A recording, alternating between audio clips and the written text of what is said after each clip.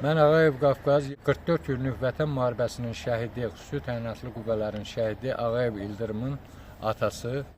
Mənim müraciətim Azərbaycan Respublikasının prezidenti cənab İlham Əliyev və Daxili İşlər Naziri Vilayət Eyvazovadır.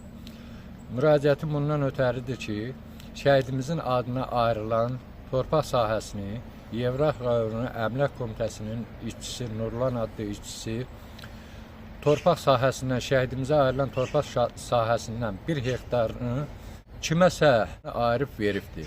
Bununla bağlı məlumat biləndə yaxınlaşmışam Yevraq rayonu torpaq komitəsinə, Nurlan adlı şəxsi görüşmüşəm, ona müraciət eləmişəm, soruşmuşam, mənə çox kobud cavab qaytarıbdır və hörmətsizlik eləyib. Hətta o yerə gəldi, çıxdı ki, devlətin inzibati binasından məni çıxartmağa çalışdı.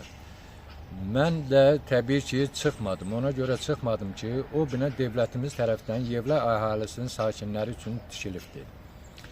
Xahiş edirəm, müraciətim budur, xahiş edirəm, həmən Nurlan adlı şəxsi ciddi bir tədbir görəsiniz. Şəhid ailəsi ilə o formada, o münasibətdə danışmaq olmaz.